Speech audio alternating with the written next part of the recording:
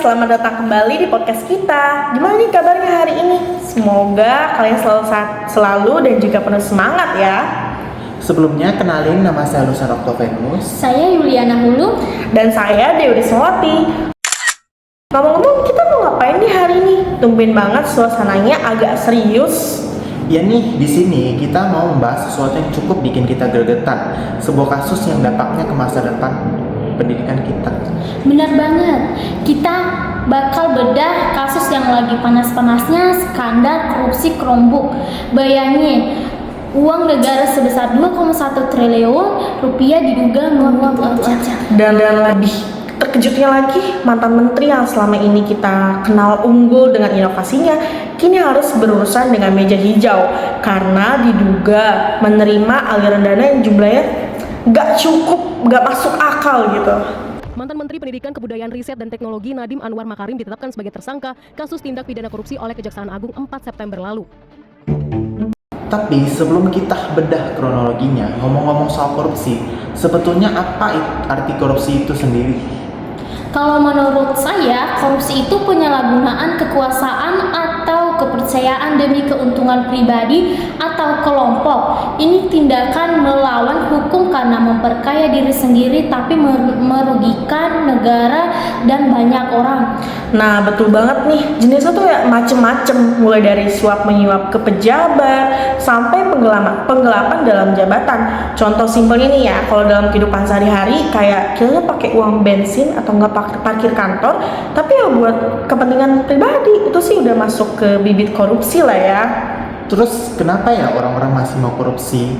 Kalau dari beberapa faktor yang kami lihat, yang pertama ada faktor keserakahan, karena manusia tuh nggak pernah ada puasnya. Lalu faktor kesempatan, karena sistem pengawasan yang lemah. Lalu faktor kebutuhan karena gaya hidup yang sangat tinggi. Dan yang paling parah, hukuman yang ringan sehingga pelakunya tidak pernah terkena efek jerah. Betul banget tuh. Oke, kita sekarang masuk nih ke kronologi.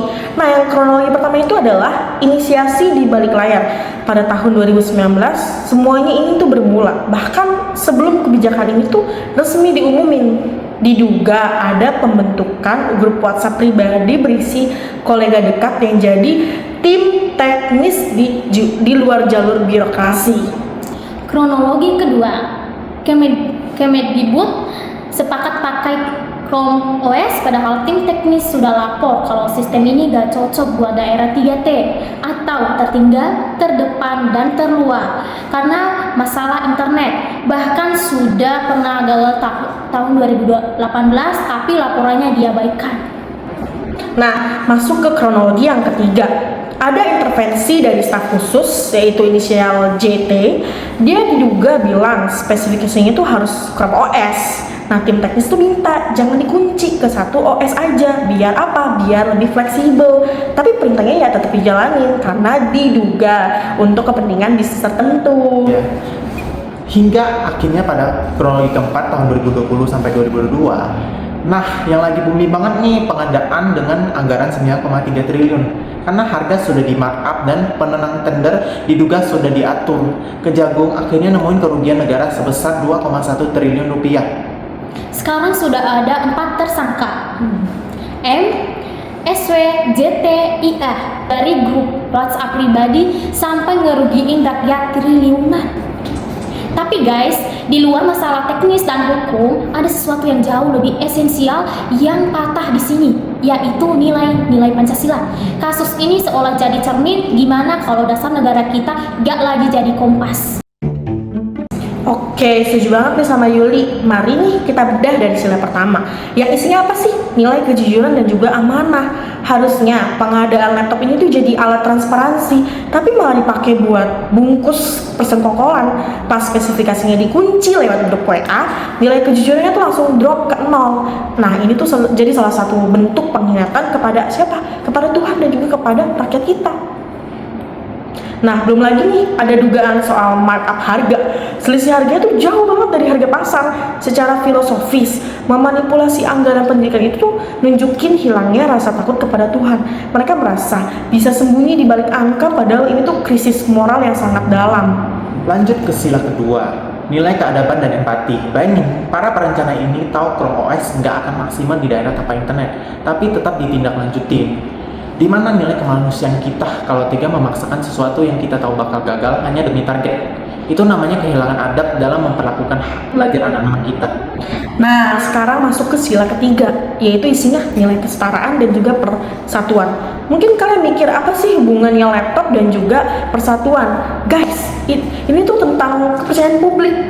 Nah, persatuan sebuah bangsa itu ikatannya kayak kepercayaan. Ketika masyarakat melihat ada dugaan persekongkolan di grup WhatsApp, spesifikasi yang dipaksain sampai markup harga yang gila-gilaan, kepercayaan rakyat itu mungkin perlahan runtuh.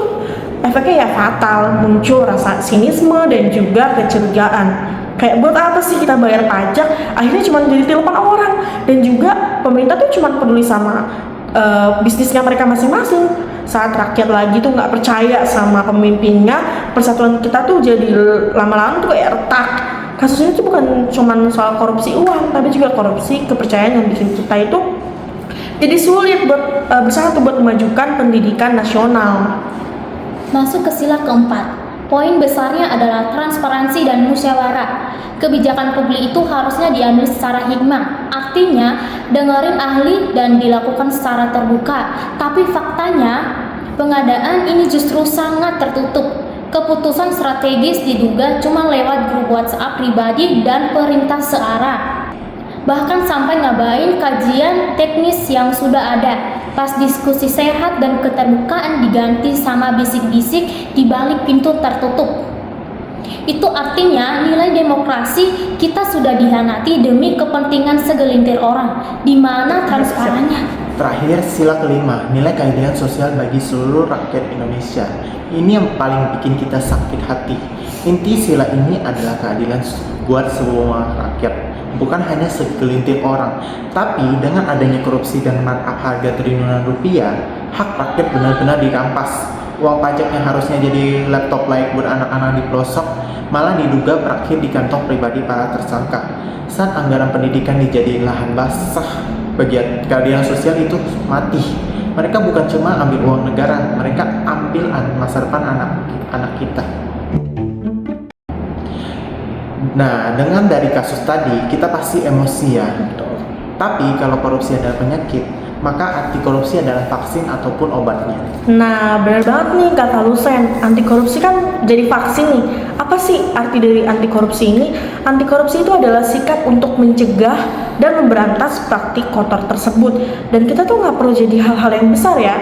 Kita nggak perlu jadi pejabat. Kita bisa mulai nih dari aksi nyata di diri sendiri dan juga kampus ataupun kantor kita. Contohnya apa nih kalau buat mahasiswa kayak kita? Nah, yang paling simpel nih, kita kan mahasiswa ya.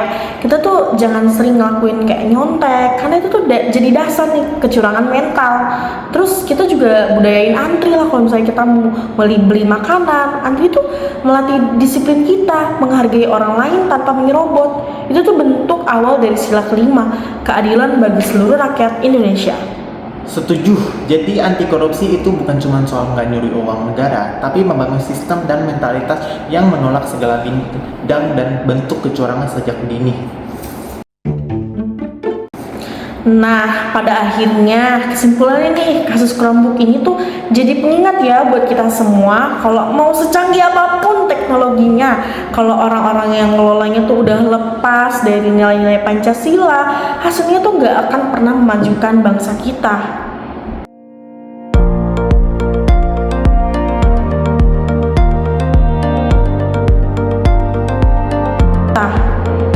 Betul, karena sebuah sistem hanya akan sekuat karakter orang yang menjalankannya. So, menurut kalian gimana cara paling ampuh buat balikin nilai-nilai ke dalam birokrasi kita? Ayo diskusi di dalam kolom komentar. Oke guys, sampai jumpa di video berikutnya. Bye-bye.